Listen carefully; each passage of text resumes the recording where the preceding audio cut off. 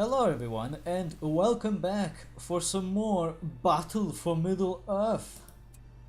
Last time we survived miraculously in Helms Deep. So what we're going to do now is take the fight to the enemy.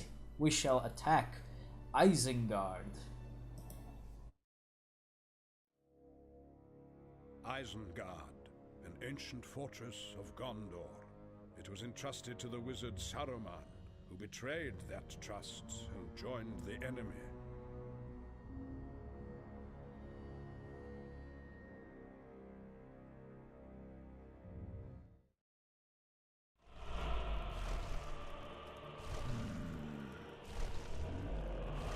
These trees were my friends.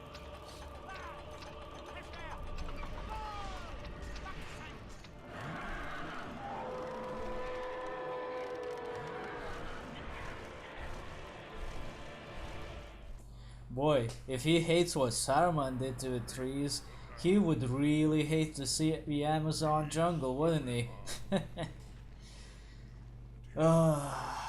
Shitty political jokes. Is that even a political joke? I hope not. Because that means I can't make that joke anymore, because the police, the fun police is onto me.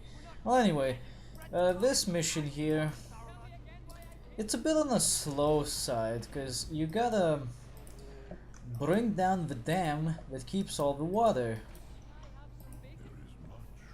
away from... What the fuck? I didn't select you. Get the hell out of here. Yeah, you gotta blow up the dam that keeps the water out from Isengard's inside, which is, well, something that they're gonna do, and something that Saruman really doesn't want us to do. But you know, what can you do? I mean, we kinda need to do this. This is kind of our job. But in order to do it the best way possible, we need to get as many tree boys as we can get. And for a good reason. There's a lot of things to blow up. The majority of these forces will be no match to us because they simply don't have the means to fight us. But, as you can see right here, there are some crossbowmen which carry around fire. They alone are the single most damaging targets here. And as such we need to get rid of them as soon as possible. I think I'll be getting a fate point soon, and if that is indeed the case, I want it. Because then we can make use of it, get some units which will help us out. But before we get to doing that, and in fact doing any of our objectives for that matter, we're gonna walk around Isengard to pick up some cash to make some units. Remember that Ents can throw things like big boulders which we rip out of the ground, so make sure to make use of that and destroy a few buildings while you're still outside. Doing this will help us out a little bit, because with less Uruk pits there can be less enemies coming out and attacking us, and that's good, we want that. I don't think they can reach the war pit from there. They could reach the slaughterhouse, which means less resources for the enemy and therefore less enemies in general. There you go.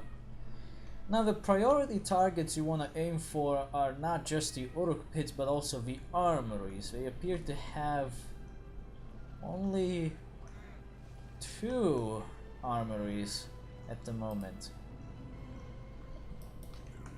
Good. Well, you want that because armories give upgrades to the enemy. We don't want them to have upgrades.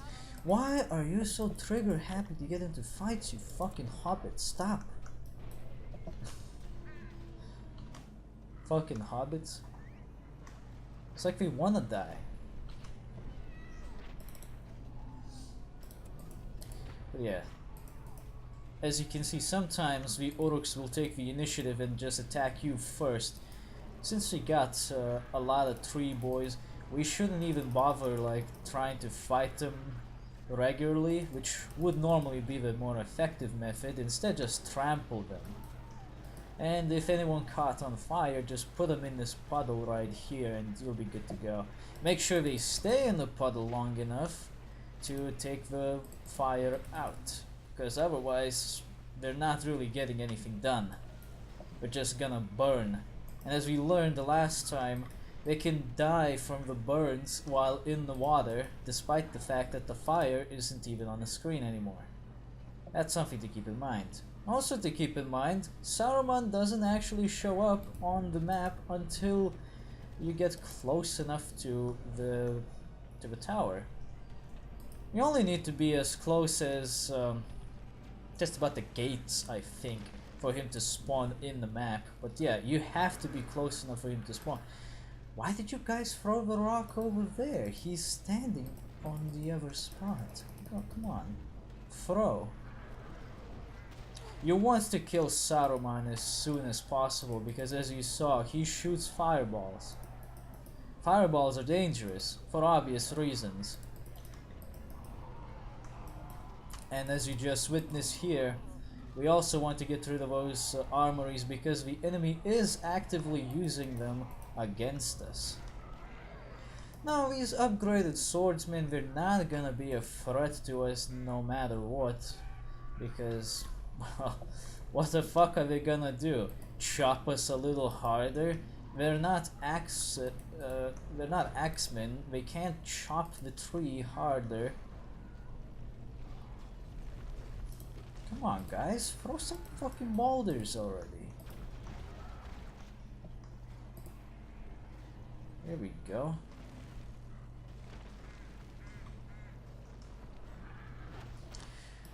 They're not throwing the boulders at the intended target. Someone did, but I need them all to do it. The sooner we can get rid of their armories, the better. I don't know if they need to have the armories around to be able to make use of the already unlocked upgrades. But from what I've seen, if they don't have armories, they can't upgrade units anymore.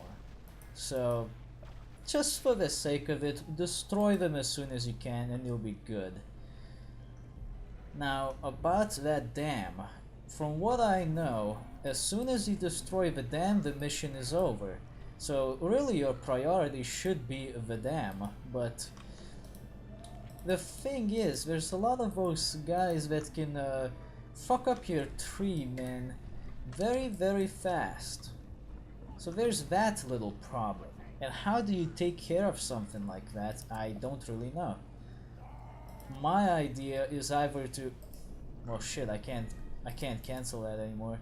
Damn, that actually was a good idea to get Daybreak. Well, I'll have to deal with it for now. But whenever you get 8 fate points, if you have the possibility for 8 fate points, just get Daybreak. Then just bring everyone as close as you can without getting attacked. Set them to start throwing boulders and just turn on Daybreak. That will stun the enemies. And they won't be able to attack you for a few seconds, which is useful.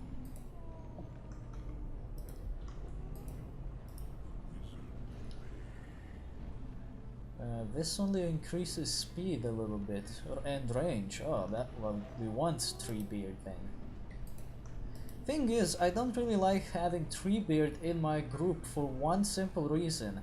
He, for some reason, doesn't switch everybody else's attack modes when you switch his. Like if I switch Treebeard's attack mode to throw rocks, what would happen is that only he would be switching to throw rocks, not the other Ents along with him. So that's quite annoying actually, because I want to throw rocks with everyone, but they don't want to switch to throwing rocks, and that's stupid. So you have to separately switch both the regular Ents and Treebeard into throwing rocks mode. That takes time.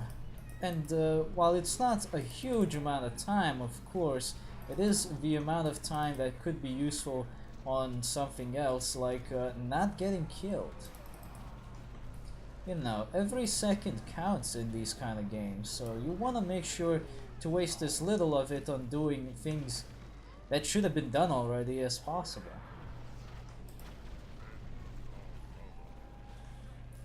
Oh yeah, as you can see, destroying these buildings will yield some gold as well.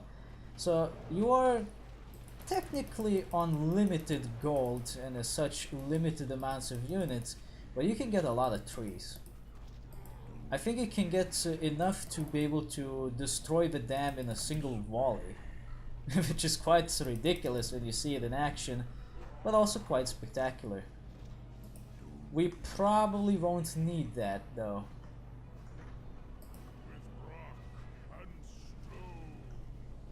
With rock and stone? That's the same fucking thing, Treebeard. No wonder you're a tree. You're about as intelligent as one. That one battalion of crossbowmen could set the guy on fire. And they did. Because they for some reason stalled and didn't move. I don't understand why. But they should be able to handle this. While I set the rest of my money to be turned into trees. Yeah, we're being quite ecological here actually. We're spending money on growing trees. Where the fuck are you going? I said throw rocks at this fucking armory. And they're just walking somewhere. Why? Just throw the fucking rocks. You can destroy the scaffolding too if you feel like it, but that's not gonna yield you more money. That will just yield you just some more space to move through. Overall, this isn't that big of a mission, as you can see. I mean, this is more like a power fantasy than anything. If you're not a completely mindless person, which I really doubt that you are, I mean, come on. If you are as stupid as it would require you to be to fuck up this mission, you wouldn't even be on this mission right now, so there's no doubt about it. You are not the kind of person that can fuck this kind of stuff up. But yeah, it's a pretty simple mission, and I sincerely doubt you can fuck this up. I think that's the point I was trying to make. I forgot what I was trying to say in the middle of the sentence. I'm a little tired today. Not sure why, but I think it's just because I didn't sleep all that much. But it shouldn't get in the way. But yeah, basically, as long as you're not stupid, you should be able to beat this mission without any trouble. Yeah, that's actually exactly the point I want to make. What the fuck? I said make unit. Make units, not war. Here's a cool thing that you can try doing. Attract the pikemen that are blocking these archers over here. Not sure if the cursor was blocking the way, or... well, not sure if the cursor was actually visible. I mean, man. Maybe I should have slept more. My brain is still not quite in there. If you can get some pikemen off these crossbowmen, you can summon Rohan allies if you have them already. Or if you accidentally bought them instead of Daybreak, like I did. Yeah. And then you can use the Rohan allies to smash the fucking bastards up. I gotta say, it's kind of annoying that I have to watch the animation of the guy, of the tree getting set on fire before I can move him away from burning and into the fucking water. I wish there was a way to skip that or just not have it at all. But oh well. So right now the enemy has no buildings whatsoever. Not a single thing. That's all the forces they have left. So, let's see. I could spawn Rohan allies on top of them, That would be a lot less crossbowmen to deal with. We probably won't make it through because of all the pikemen that are in the area, but hey, we can try. That's the idea, because we're not armored. These crossbowmen are not armored, so it makes it much easier for me to just kill them. I think I got him actually. Okay, so I think this will be enough for this mission, because the pikemen are not capable of defeating me. And there's not enough fire for the rest of the orcs to do anything about it. Here you can also see something really fucking bullshit. Because the pikemen are sitting in this crouched formation, they cannot be trampled by anything, not even the ents. Granted, the ents don't feel any damage from it, but don't you think they would be able to crush them? They're as big as a fucking house. Here you can also see that you don't actually need to destroy the dam entirely. You just need to bring its health down to halfway and you win. It kind of makes you wonder what the point of having a health bar on it was. But oh well. You can also see here in this pre-rendered cutscene that if he ever had the ability to see the water flood Isengard in the mission itself, it would have affected both the buildings and the ents at some degree. But it never became a thing that happens in the mission. Instead, it's just a cutscene thing that you can notice. You can see the ants getting slightly stunned from the river washing up on them. Yeah, that was Isengard. 10% resource increase and some power points. After taking over Isengard, you are immediately drawn to Northern Ithilien, where you are now introduced to the forces of Gondor. The dense wooded land of Gondor, now ruled by Sauron. A valiant few still patrol this region, hoping to one day reclaim it for Gondor. And what better way to start out the campaign, well, this part of the campaign with Gondor, if not by using the best units in the game. The Ithilien Rangers.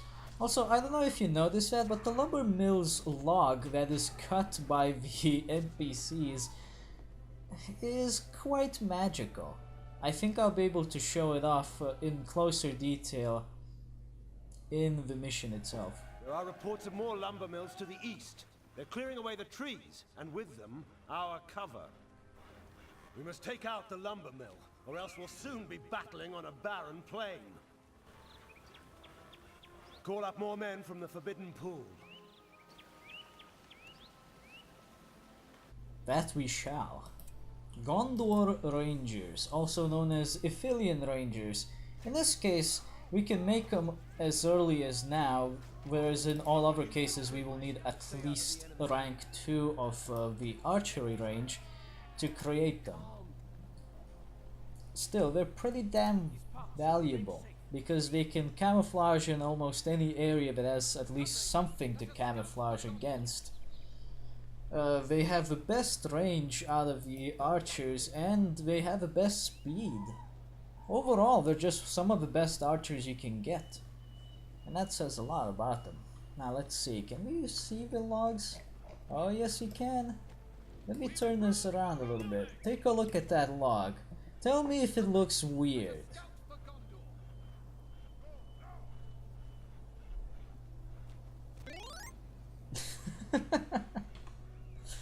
You can see that in the pre-rendered cutscene as well, but come on guys. You couldn't at least have somebody push the log a little bit? Why does Mordor even need to do anything at this point? These trees regrow on their own. They're just magic logs. They don't need to cut any more trees. They already have an infinite supply of trees. And they build these lumber mills with the logs intact already. Like, they're already there, attached and ready to saw. So what the fuck?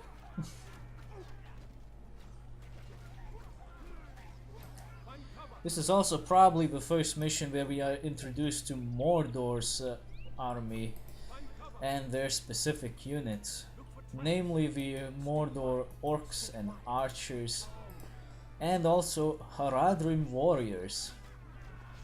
While they're not the same kind of warriors as in War of the Ring, as in they don't go invisible and spit acid, poison at your face all the fucking time, these guys are equally as annoying because they are some of the weakest but also at the same time strongest range units that the evil forces have.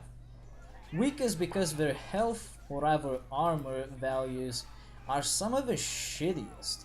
They can die from just about a well-aimed fart from the looks of it, but their damage output is about on par with the Athelian Rangers from what I've seen, which is quite impressive.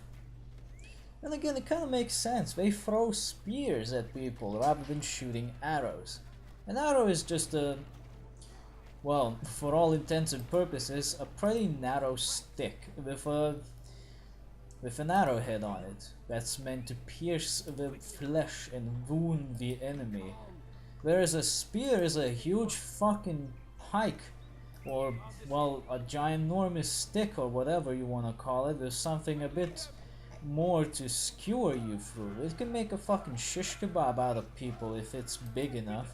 And in this case, it appears to be just about the right size. So yeah, it makes sense that it does a lot of damage.